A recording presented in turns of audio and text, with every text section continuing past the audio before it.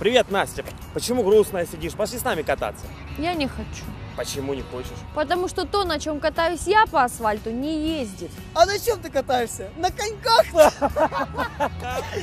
Нет, я катаюсь на лыжах. Ну не расстраивайся. Скоро уже выпадет снег и будешь свободно кататься. Но я не хочу ждать, пока выпадет снег.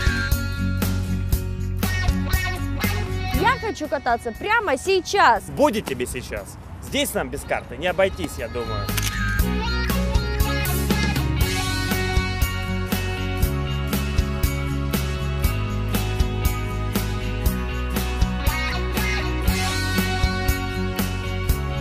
О, ведучи! Поехали!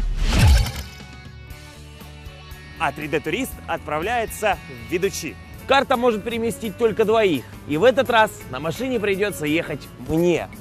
Всего 70 километров отделяет меня от моих друзей из села Ведучи. Ну что, к друзьям за приключениями.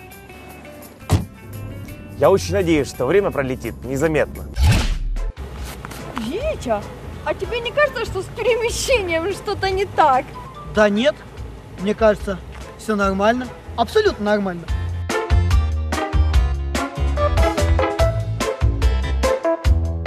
Вот это померещилось. Ох уж, это волшебная карта. Да-да. Ну что, пойдем прогуляемся? Кто не успел, тот опоздал. По дороге в Ведучи я решил сделать остановку в селе Зоны, которая известна горячим источником. Пахнет сероводородом. Это значит, что где-то здесь есть горячий источник. Говорят, что там даже можно сварить яйцо. Сейчас я хочу это проверить. Вода действительно горячая, теплая. С удовольствием бы искупался, да. Времени нет. Хочется попасть быстрее в Ведучи. Ну что, попробую сварить. Ну, мне кажется, оно уже сварилось. Будем пробовать, что получится с этого.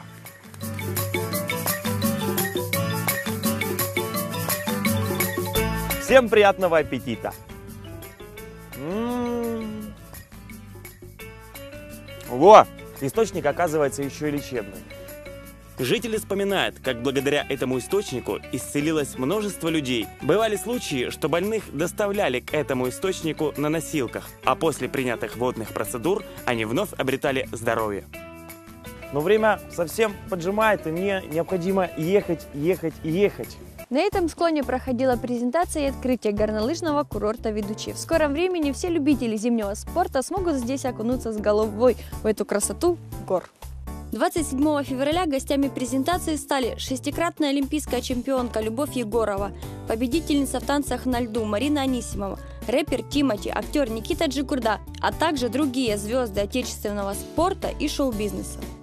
Основным местом действия стал естественный трамплин на горе, на котором свое мастерство продемонстрировали именитые горнолыжники, фристайлисты и сноубордисты, победители и призеры Олимпийских игр, чемпионатов мира и первенств Европы. Сотни прожекторов раскрасили живописные горные склоны и звездное небо над Ведучи различными цветовыми оттенками и световыми рисунками. Главными элементами декорационного оформления стали выполненная изо льда медаль с логотипом курорта и слово «Ведучи» из ледяных букв высотой 2,5 метра.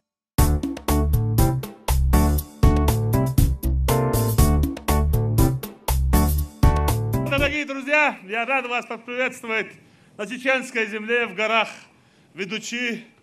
Мы вас долго ждали. Наконец-то мечта нашего первого президента сбылась.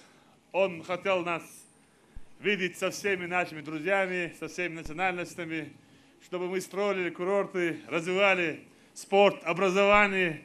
И, наконец-то, мы, команда нашего первого президента, выполнила его завет. Я очень рад вас поприветствовать и говорю вам большое человеческое спасибо от всего чеченского народа, лично от себя, от команды первого президента. В селе Тазбичи находится старинная мельница, которой больше 200 лет. И представляете, она реально работает. Мельница работает под давлением воды. У хозяина есть вот такой вот уникальный затвор. Вот, и когда нужно, чтобы вода поступила в мельницу, он его открывает, и вода проходит через эти ворота. Потом, если нужно воду перекрыть, просто вот так вот делаем, и вода направляется в речку. А сейчас мы посмотрим, как эта мельница выглядит изнутри.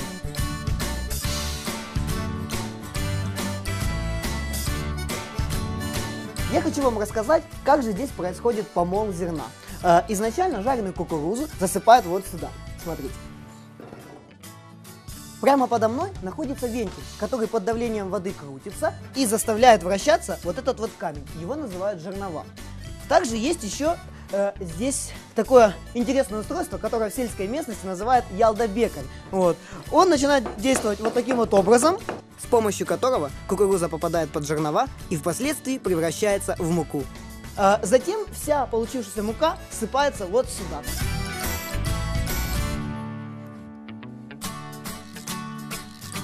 А из нее уже можно потом сварить вкусную кашу или покормить домашний скот.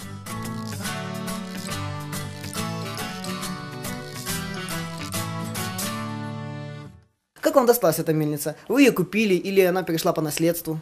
Да, она по наследству. Мой дед ее построил когда-то. Вот. Потом, после выселения, отец восстановил ее. В 2002 году это оползник, вода разбухла, все унесло тут. И потом с нашими силами, силами района, короче, вот восстановили ее по новой. И она тоже достанется вашим детям? Должна. Посещают ли вашу мельницу туристы? Их так много с Москвы, кого тут нет. Вот 2 дня назад уехали отсюда, журналисты приезжали с Москвы. Им понравилось? Очень даже. Они мои гости, они каждый раз ездят ко мне. Гостят у меня, даже бывает с ночевкой приезжают. Благодаря таким людям, как Салах, мы можем пройтись по следам истории. Друзья, подъезжая к поселку Итум-Кали, я решил посетить Ушкалойские башни. Я остановился для того, чтобы посмотреть на знаменитые башни-близнецы. Раньше они служили укрытием для местных людей. А также здесь проходила дорога, и это был пропускной пункт. Так сказать, таможня тех времен. Возможно, там где-то притаился старый таможенник. У них только 3 стены, 4-й служит скала. От дороги башню отделяет мощный поток реки Чанты-Аргун. Башен по Чеченской Республике очень много, и большая часть из них служила сигнальной системой. Когда враг нападал, на вершине башни зажигали огонь, таким образом передавая сигнал остальным и предупреждая об опасности. Как здорово, что эти памятки архитектуры сохранились до нашего времени, и каждый желающий может посетить их. Эх, красотой этих башен я бы любовался часами, но главная цель моей поездки – это Ведучи, поэтому мы направляемся дальше. В Аргунском ущелье в древнем селе Ведучи ведется строительство горнолыжного курорта. Курорт будет располагаться на высоте 2850 метров над уровнем моря. Комплекс будет включать 19 трасс общей длиной более 46 километров, 5-звездочный гостиничный комплекс на 400 мест, небольшое поселение из 20 горных шале, выполненных в стиле традиционных национальных вайнахских башен. С учетом удаленности курорта от Грозного предусмотрено строительство мини-гидроэлектростанции и вертолетной площадки. Горнолыжный курорт Ведучи и его архитектурное решение уникальны и очень необычны. Они будут сохранять национальный колорит.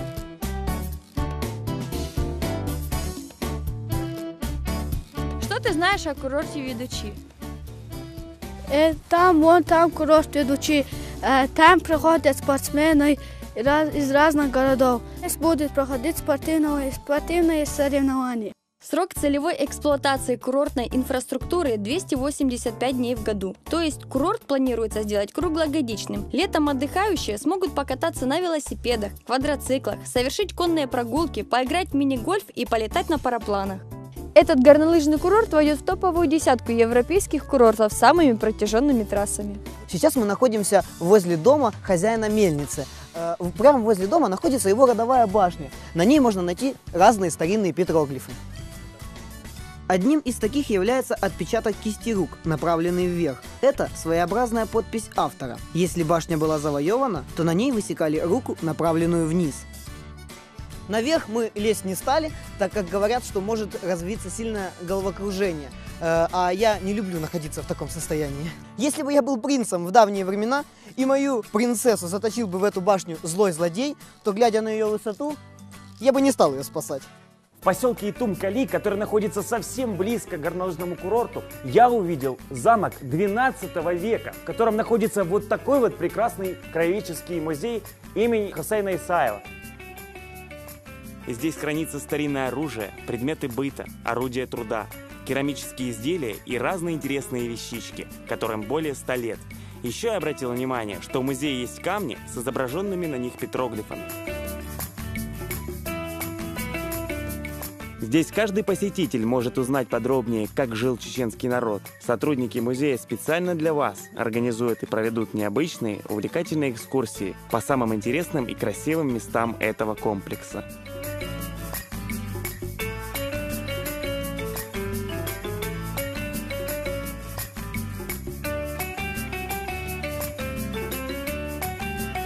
Скажите, пожалуйста, Мадина, как много туристов посещает вот этот вот музей? У нас очень много туристов бывает, особенно летом. Мимо нашего музея можно рассматривать весь комплекс, он очень красивый. Туристы из разных уголков мира, которые приезжают сюда, с удовольствием оставляют приятные отзывы о своих впечатлениях. Спускаясь к старинной башне, я увидела замечательных животных, и почему-то мне в голову сразу пришли строки этой песни. Мы бедные овечки, никто нас не пасет.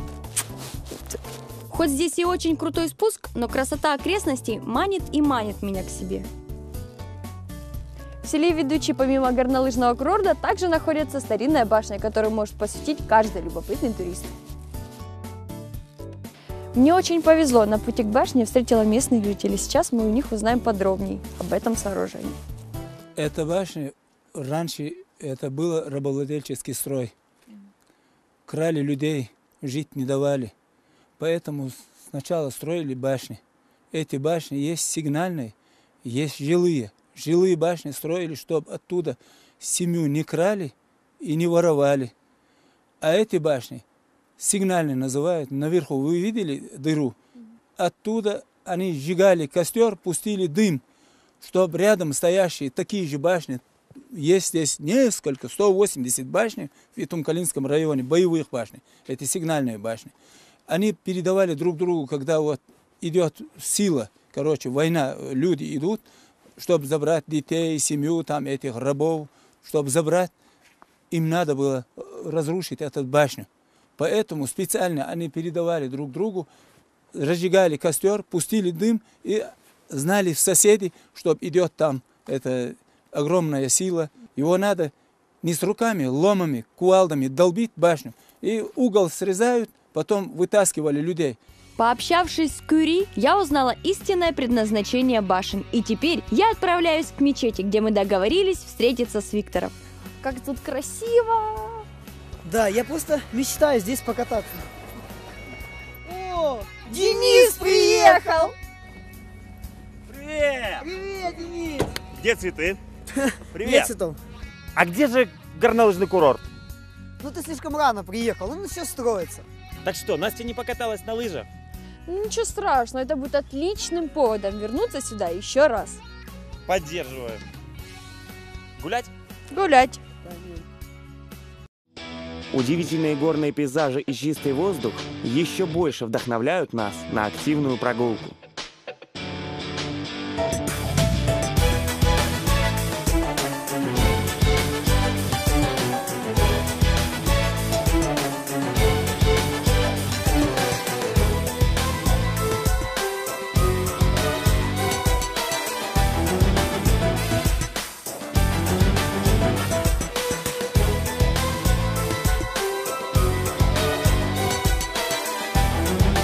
Ребята, а вы давно играли в снежки?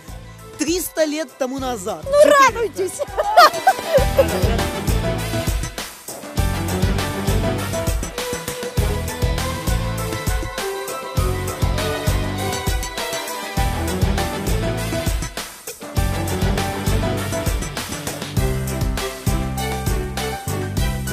Кавказский народ очень гостеприимный, и мы прочувствовали это на себе. После веселой прогулки нас пригласили на вкуснейший обед.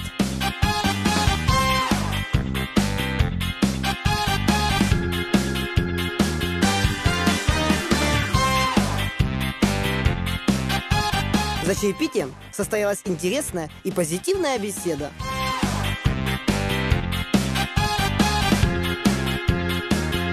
Попробовали мы и полезный домашний мед. У хозяина во дворе есть собственная пасека. Я хотел посмотреть, как трудятся пчелы, но не стал нарушать их зимний крепкий сон. Набравшись сил и энергии, мы продолжили свое путешествие. Курорт оставил массу положительных эмоций и прекрасных воспоминаний. Мы сюда и вернемся непременно. На выезде из Ведучи это именно то место, где каждый турист может остановиться здесь, помолиться, переночевать и набраться сил для дальнейшего своего путешествия.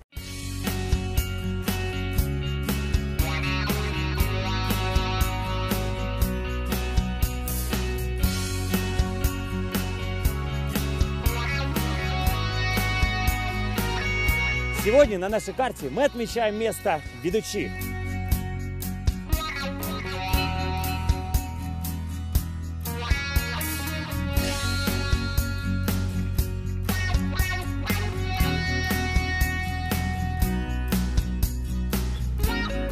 С вами была передача 3D Турист. Ощути отдых в полном объеме!